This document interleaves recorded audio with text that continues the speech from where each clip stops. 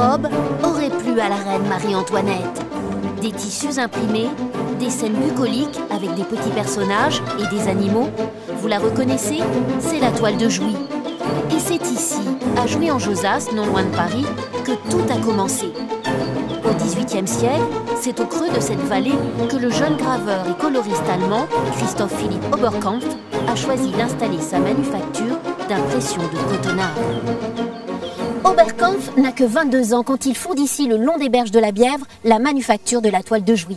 Très vite, il connaît un vif succès à la cour de Versailles, pendant la période révolutionnaire, et il est même décoré de la Légion d'honneur par Napoléon en personne. Et voici la petite maison qui jouxte la rivière, où Oberkampf fonda son entreprise en 1760. Il fut recruté par la France pour réintroduire un savoir-faire qui avait disparu.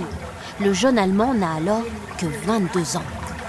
Il est arrivé d'Allemagne pour être ouvrier à Paris et il a vite compris qu'il fallait qu'il se mette à son propre compte s'il voulait réussir. Et il est venu s'installer ici, loin de tous les embarras de la ville de Paris et surtout des révoltes d'ouvriers qui existaient de temps en temps à Paris. La manufacture employa jusqu'à 1322 tisserands, graveurs, coloristes avant sa fermeture en 1843.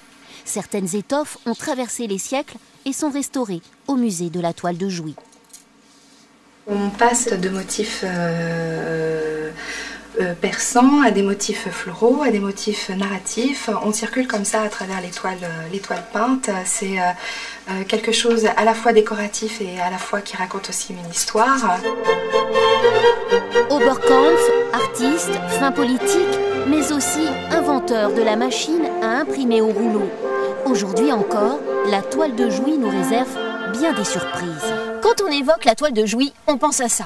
Des paysages de campagne avec des petites bergères et des enfants joufflus.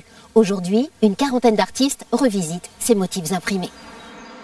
Des fleurs géantes pour créer un arbre de vie. Ou encore, cette vidéo où une bergère surgit, un revolver à la main. Et voilà le motif traditionnel transformé en un monde sauvage et hostile. C'est dingue. Cet artiste américain aime explorer la toile de Jouy avec une aiguille et un fil, car son mode d'expression à lui, c'est la broderie.